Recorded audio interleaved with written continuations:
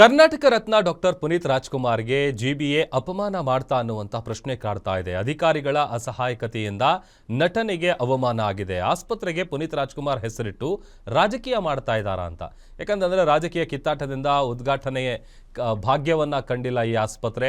Credit war ಕಿತ್ತಾಟದಲ್ಲಿ ಇನ್ನೂ ಕೂಡ ಉದ್ಘಾಟನೆಯಾಗಿಲ್ಲ ಪುನೀತ್ ಹೆಸರಿನ ಆಸ್ಪತ್ರೆ. ಸುಮಾರು 209 ಬೆಡ್ಗಳಿರುವಂತಹ ಸುಸಜ್ಜಿತ ಆಸ್ಪತ್ರೆ ಈಗ ಗ್ರಹಣ ಹಿಡಿದಿದೆ. ಅದಕ್ಕೆ ಅಧಿಕಾರಿಗಳ ನಿರ್ಲಕ್ಷ್ಯಕ್ಕೆ ಉಪಕರಣಗಳೆಲ್ಲವೂ ಕೂಡ ಧೂಳಿಡಿತಾ ಇದೆ. ಇನ್ನು ವಿ ಸೋಮಣ್ಣ ವರ್ಸಸ್ ಸರ್ಕಾರದ ನಡುವೆ ಕ್ರೆಡಿಟ್ ವಾರ್ ಕೂಡ ನಡೀತಾ ಇದೆ. ನಾಯಂಡನಹಳ್ಳಿಯಲ್ಲಿ ನಿರ್ಮಾಣಗೊಂಡಿರುವಂತಹ ಮಲ್ಟಿ ಸ್ಪೆಷಾಲಿಟಿ ಹಾಸ್ಪಿಟಲ್ ಇದು ಬೀದಿ ನಾಯಿಗಳ ವಾಸತಾಣ ಆಗ್ಬಿಟ್ಟಿದೆ. ಈಗ ಕೋಟಿ ವೆಚ್ಚದ ಜಿಬಿಎ ನಿರ್ಮಿಸಿರುವಂಥ ಆಸ್ಪತ್ರೆ ಹೆಸರಿಗಷ್ಟೇ ಮಲ್ಟಿ ಸ್ಪೆಷಾಲಿಟಿ ಆಸ್ಪತ್ರೆ, ಆದರೆ ವಾಸ್ತವವಾಗಿ ಬೀದಿ ನಾಯಿಗಳ ಆಶ್ರಯ ತಾಣ ಆಗಿ ಮಾರ್ಪಟ್ಟಿದೆ. ಕಳೆದ 6 ತಿಂಗಳಿಂದ ದಿನಾಂಕ ಏನಿದೆ ಆ ದಿನಾಂಕವನ್ನು ಜನಪ್ರತಿನಿಧಿಗಳು ಮುಂದೂಡ್ತಾನೆ ಬರ್ತಾ ಇದ್ದಾರೆ. ನೋಡಿ, ಆಸ್ಪತ್ರೆ ಸ್ಪೆಷಾಲಿಟಿ ನೋಡ್ತಾ ಇದ್ದೀವಿ. 2019-20 ಸಾಲಿನಲ್ಲಿ 18 ಕೋಟಿ ರಿಲೀಸ್ ಆಗುತ್ತೆ. 22-23 ಸಾಲಿನಲ್ಲಿ 32 ಕೋಟಿ ಬಿಡುಗಡೆ ಆಗುತ್ತೆ. ಆಸ್ಪತ್ರೆಗೆ ಒಟ್ಟು 50 ಕೋಟಿ ಅನುದಾನ ಬಿಡುಗಡೆ ಆಗಿರೋದು. 10,000 ಚದರ ಮೀಟರ್ ಜಾಗದಲ್ಲಿ ಈ ಆಸ್ಪತ್ರೆಯನ್ನು ನಿರ್ಮಾಣ ಮಾಡಲಾಗಿದೆ. 209 ಬೆಡ್ಗಳುಳ್ಳಂತಹ ಸುಸಜ್ಜಿತವಾದಂಥ ಆಸ್ಪತ್ರೆ, 3 ಅಂತಸ್ತುಗಳನ್ನು ಹೊಂದಿದೆ ಈ ಕಟ್ಟಡ. ಇಷ್ಟೆಲ್ಲ ಆಗಿದ್ರೂ ಕೂಡ ಇಲ್ಲಿವರೆಗೂ ಆ ದಿನಾಂಕಗಳನ್ನು ಮುಂದೂಡ್ತಾನೆ ಬರ್ತಾ ಇದ್ದಾರೆ. ಇನ್ನು ಇದೇ ವಿಚಾರಕ್ಕೆ ಸಂಬಂಧಪಟ್ಟಂತೆ ನಮ್ಮ ಮೆಟ್ರೋ ಬ್ಯೂರೋ ಹೆಡ್ ಉಲ್ಲಾಸ್ ಆಸ್ಪತ್ರೆಯ ಮುಂಭಾಗದಿಂದ ಒಂದು ಪ್ರತ್ಯಕ್ಷ ವರದಿಯನ್ನು ಕೊಟ್ಟಿದ್ದಾರೆ. ಬನ್ನಿ ನೋಡೋಣ. ದಿವಂಗತ ನಟ ಪುನೀತ್ ರಾಜ್ಕುಮಾರ್ ಅವರ ಸ್ಮರಣಾರ್ಥವಾಗಿ ಅಂದಿನ BBMP ಅಂದರೆ ಈಗಿನ GBA ಅವರ ಹೆಸರಿನಲ್ಲಿ ಒಂದು ಮಲ್ಟಿ ಸ್ಪೆಷಾಲಿಟಿ ಆಸ್ಪತ್ರೆಯನ್ನು ತೆರೆಯುವಂಥ ಕೆಲಸವನ್ನು ಮಾಡ್ತು. 2023ರಲ್ಲಿ ಉದ್ಘಾಟನೆಯನ್ನು ಅಂದಿನ ಮುಖ್ಯಮಂತ್ರಿ ಆಗಿದ್ದಂತಹ ಬಸವರಾಜ ಬೊಮ್ಮಾಯಿಯನ್ನು ಕೂಡ ಮಾಡಿದರು. ನಾಯಂಡಹಳ್ಳಿ ಸಮೀಪ ಇರುವಂತಹ ಪಂತರಪಾಳ್ಯದಲ್ಲಿ ಆ ಒಂದು ಮಲ್ಟಿ ಸ್ಪೆಷಾಲಿಟಿ ಆಸ್ಪತ್ರೆ ಇದೆ. ಲೋಕಾರ್ಪಣೆಯಾಗಿ 3 ವರ್ಷ ಆದರೂ ಕೂಡ ಇದುವರೆಗೂ ಉದ್ಘಾಟನೆ ಭಾಗ್ಯ ಕಂಡಿಲ್ಲ. ನನ್ನ ಬಲಭಾಗದಲ್ಲಿ ಅಂದರೆ ಹಿಂಭಾಗದಲ್ಲಿ ನಾನು ನಿಮಗೆ ತೋರಿಸ್ತಾ ಹೋಗ್ತಾ ಇದ್ದೀನಿ. ಇದು ಬೃಹತ್ ಬೆಂಗಳೂರು ಮಹಾನಗರ ಪಾಲಿಕೆ doctor Puneeth Rajkumar multi speciality ಆಸ್ಪತ್ರೆ, ಪಂತರಪಾಳ್ಯ, ಗೋವಿಂದರಾಜನಗರ ವಿಧಾನಸಭಾ ಕ್ಷೇತ್ರ. ಅಂದರೆ ಕಳೆದ 3 ವರ್ಷಗಳಿಂದ ಇದು ಉದ್ಘಾಟನೆ ಆಗದೆ ಅಥವಾ ಲೋಕಾರ್ಪಣೆ ಆಗದೆ ಸಾರ್ವಜನಿಕರಿಗೆ ಸಿಗದೇ ಇರುವಂತಹ ಕಾರಣ ಏನು ಅಂತಂದರೆ, ಮೂಲಗಳ ಪ್ರಕಾರ ಗೋವಿಂದರಾಜನಗರ ವಿಧಾನಸಭಾ ಕ್ಷೇತ್ರ ಅನ್ನುವಂಥದ್ದು ಸ್ಪಷ್ಟವಾಗಿ ಗೊತ್ತಾಗುತ್ತೆ. ಸರ್ಕಾರ 2023ರಲ್ಲಿ ಸರ್ಕಾರ ಚೇಂಜ್ ಆಗುತ್ತೆ. ಸರ್ಕಾರ ಚೇಂಜ್ ಆದ ಬಳಿಕ ಇದು ಉದ್ಘಾಟನೆ ಆಗುವಂತಹ ಅದೃಷ್ಟ ಎಲ್ಲೋ ಒಂದು ಕಡೆ ಕಳ್ಕೊಳ್ತು ಅನ್ನುವಂಥದ್ದು ಸ್ಪಷ್ಟವಾಗಿ ಗೊತ್ತಾಗ್ತದೆ. ಯಾಕೆಂತಂದರೆ 2021, ಈಗ ನಾವು 2026ರ ಜನವರಿಯಲ್ಲಿದ್ದೀವಿ. ಹತ್ತತ್ರ 5 ವರ್ಷ ಆಗಿದೆ. 5 ವರ್ಷ ಆದರೂ ಕೂಡ ಈ ಒಂದು ಆಸ್ಪತ್ರೆಯ ಉದ್ಘಾಟನೆ ಭಾಗ್ಯ ಆಗಿಲ್ಲ. ಸುಮಾರು 50 ಕೋಟಿ ವೆಚ್ಚದಲ್ಲಿ ಈ ಒಂದು ಆಸ್ಪತ್ರೆಯನ್ನು ನಿರ್ಮಾಣ ಮಾಡುವಂಥ ಕೆಲಸ ಆಗಿರುವಂಥದ್ದು. 209 ಹಾಸಿಗೆ ಸಾಮರ್ಥ್ಯ ಇರುವಂತಹ ಈ ಒಂದು ಮಲ್ಟಿ ಸ್ಪೆಷಾಲಿಟಿ ಆಸ್ಪತ್ರೆ ಇದೀಗ ನೆನೆಗುದಿಗೆ ಬಿದ್ದಿರುವಂಥದ್ದು. ಸರಿಸುಮಾರು 10,000 ಚದರ ಮೀಟರ್ ಜಾಗದ ವಿಸ್ತೀರ್ಣದಲ್ಲಿ ಈ ಒಂದು ಬೃಹದಾಕಾರದ ಆಸ್ಪತ್ರೆಯನ್ನು ನಿರ್ಮಾಣ ಮಾಡುವಂಥ ಕೆಲಸವನ್ನು ಮಾಡಿದೆ. ಗ್ರೌಂಡು, ಫಸ್ಟು, ಸೆಕೆಂಡು 3 ಮಹಡಿಯಲ್ಲಿ ಈ ಒಂದು ಆಸ್ಪತ್ರೆಯನ್ನು ನಿರ್ಮಾಣ ಮಾಡುವಂಥ ಕೆಲಸವನ್ನು ಮಾಡಲಾಗಿದೆ.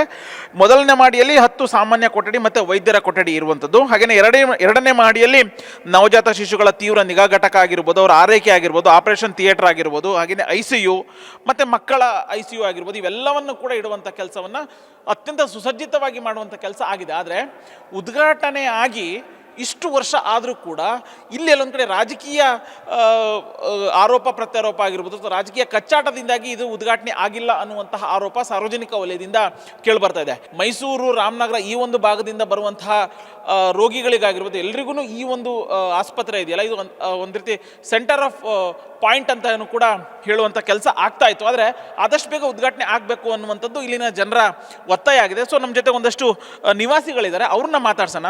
ಸರ್, ಈಗ 2021ರಲ್ಲಿ ಉದ್ಘಾಟನೆ ಆಯಿತು, ಈಗ 2026ರಲ್ಲಿದ್ದೀವಿ. ಸೊ ಇನ್ನೂ ಉದ್ಘಾಟನೆ ಆಗಿಲ್ಲ ಸರ್, ಏನು ಅನಿಸುತ್ತೆ ಸರ್? ಈ ಏನು ಬಿಲ್ಡಿಂಗು ಪುನೀತ್ ರಾಜ್ಕುಮಾರ್ ಅವರ ಮಲ್ಟಿ ಸ್ಪೆಷಾಲಿಟಿ ಆಸ್ಪತ್ರೆ, ಅದನ್ನು ರಾಜಕೀಯವಾಗಿ ಉಪಯೋಗಿಸ್ಕೊಂಡ್ರು, ಇದನ್ನು ಎಲೆಕ್ಷನ್ಗೆ ಉಪಯೋಗಿಸ್ಕೊಂಡ್ರು. ಭಾಳ ನೋವಾಗೋ ವಿಷಯ ಇದು. ಎಲೆಕ್ಷನ್ಗೆ ಯೂಸ್ ಮಾಡ್ಕೊಂಡಿದ್ದು ಬಿಲ್ಡಿಂಗ್ನ ತರಾತುರಿಯಲ್ಲಿ ಕಟ್ಟಿ ಇನ್ನೂ ಯಾವುದೇ ಥರದ್ದು ಸಿದ್ಧತೆಗಳಿಲ್ಲದೆ, ಯಾವುದೇ ಥರದ್ದು ಒಂದು ಚೂರೂ ಸಿದ್ಧತೆಗಳಿಲ್ಲದೆ ಕೇವಲ ಬಿಲ್ಡಿಂಗ್ ಮಾತ್ರ ಕಟ್ಬಿಟ್ಟು ಆ ಚುನಾವಣೆ ಅನೌನ್ಸ್, ಇನ್ನೂ 2 ದಿವಸದಲ್ಲಿ ಚುನಾವಣೆ ಅನೌನ್ಸ್ ಆಗ್ತದೆ ಅಂದ ತಕ್ಷಣವೇ ಇಮ್ಮಿಡಿಯೇಟಾಗಿ ಇದು ನಮ್ಮ ಪುನೀತ್ ರಾಜ್ಕುಮಾರ್ ಮಲ್ಟಿ ಸ್ಪೆಷಾಲಿಟಿ ಆಸ್ಪತ್ರೆ ಅಂತ ಉದ್ಘಾಟನೆ ಮಾಡಿದ್ದಿದೆಯಲ್ಲ, ಅದು ಅವೈಜ್ಞಾನಿಕವಾದಂಥ ಸನ್ನಿವೇಶ ಮತ್ತು ಅವೈಜ್ಞಾನಿಕವಾದಂಥ ನಿರ್ಧಾರಗಳು. ಕೂಸುಟ್ಟಕ್ಕಿಂತ ಮುಂಚೆ ಕುಲಾಯಿ ಹೊಲಿಸ್ಬಿಟ್ರು. ಹೌದು, ಖಂಡಿತವಾಗ್ಲು ಕೂಸುಟ್ಟಕ್ಕೆ ಮುಂಚೆ ಕುಲಾಯಿ ಹೊಲಿಸಿದ್ದು ಹೌದು. ಅದನ್ನು ಜನರ ಮೇಲೆ ಏರಿ ಓಟ್ ತಗೊಬೇಕು ಅನ್ನೋದಕ್ಕೆ ಹೋದ್ರು, ಅದಾಗಲ್ಲ, ಅದಾಗಲಿಲ್ಲ ಬಿಡಿ.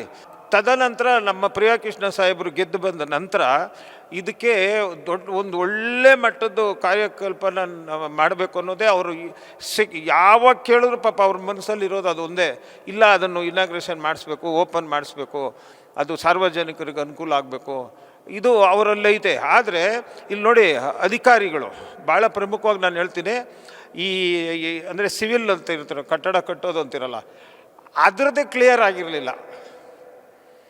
ನಮ್ಮ ಶಾಸಕರು ಪ್ರಿಯಕೃಷ್ಣ ಅವರು ಹೇಳಿದ್ರು ಕೂಡ ಕೇಳದೆ ಇರೋಷ್ಟು ಉದ್ದಟತನ ಇತ್ತು ಅಧಿಕಾರಿಗಳಲ್ಲಿ ಇಲ್ಲಿ. ಆ ಮಟ್ಟದಲ್ಲಿ ಅಧಿಕಾರಿಗಳಿದ್ದಂಥದ್ದು. ತದನಂತರ ಪ್ರಿಯಕೃಷ್ಣ ಸಾಹೇಬ್ರನ್ನೇ ಒಂದು ಮೀಟಿಂಗ್ ಅಂತ ಕರೆದು, ಆ ಮೀಟಿಂಗಲ್ಲಿ ಆ ಬಿಲ್ಡಿಂಗನ್ನ ಹೆಲ್ತ್ಗೆ ರೆಫರ್ ಮಾಡಬೇಕು ಅಂತೇಳಿ ಸಾಹೇಬ್ರನ್ನೇ ಹೆಲ್ತ್ಗೆ ರೆಫರ್ ಮಾಡಿಸಿದ್ದು. ಇದಕ್ಕೊಂದು ಕಾಯಕಲ್ಪ ಕೊಡಬೇಕು ಅಂತ ನಾನು ಕೇಳ್ತಾ ಇದ್ದೀನಿ. ಸೊ ಅಂದರೆ ಇಲ್ಲಿ ಅಧಿಕಾರಿಗಳ ಇಚ್ಛಾಶಕ್ತಿ ಕೊರತೆಯಿಂದಾಗಿ ಮಲ್ಟಿ ಸ್ಪೆಷಾಲಿಟಿ ಆಸ್ಪತ್ರೆ ಈ ರೀತಿಯಾದಂತಹ ಒಂದು ಧೂಳು ಹಿಡಿಯುವಂಥ ಒಂದು ಸ್ಥಿತಿಗೆ ಬಂದಿದೆ. ಸೊ ಅತಿ ಶೀಘ್ರದಲ್ಲೇ ಇದನ್ನು ಆಸ್ಪತ್ರೆ ಉದ್ಘಾಟನೆ ಆಗಬೇಕು. ಅದರ ಮೊದಲ ಭಾಗವಾಗಿ ಅತಿ ಶೀಘ್ರದಲ್ಲೇ ಒಂದು ಲ್ಯಾಬನ್ನು ಉದ್ಘಾಟನೆ ಮಾಡಬೇಕು ಅನ್ನುವಂಥ ನಿಟ್ಟಿನಲ್ಲಿ ಈಗ ಚರ್ಚೆಗಳು ನಡೀತಾ ಇದೆ. ಸೊ ಆದಷ್ಟು ಬೇಗ ತೆರಿಗೆ ದುಡ್ಡಲ್ಲಿ, ಅದರಲ್ಲೂ ಅಂಥ ಮಹಾನ್ ನಾಯಕನ ಹೆಸರಲ್ಲಿ ಅಥವಾ ಮಹಾನ್ ನಟನ ಹೆಸರಲ್ಲಿ ಹೆಸರಿಟ್ಟಿರುವಂತಹ ಈ ಒಂದು ಮಲ್ಟಿ ಸ್ಪೆಷಾಲಿಟಿ ಆಸ್ಪತ್ರೆ ಆದಷ್ಟು ಬೇಗ ಉದ್ಘಾಟನೆ ಆಗಲಿ, ಸಾರ್ವಜನಿಕರಿಗೆ ಅದು ಸೇವೆ ಆದಷ್ಟು ಸಿಗಲಿ ಅನ್ನುವಂತಹ ಒಂದು ಒತ್ತಾಯ ಇಲ್ಲಿನ ನಿವಾಸಿಗಳು ಮಾಡ್ತಿದ್ದಾರೆ. ಕ್ಯಾಮ್ರಾ ಪರ್ಸನ್ ರವಿ ಜೊತೆ ಉಲ್ಲಾಸ ಸ್ಕಿರ್ವಾಸೆ, ಗ್ಯಾರಂಟಿ ನ್ಯೂಸ್, ಬೆಂಗಳೂರು.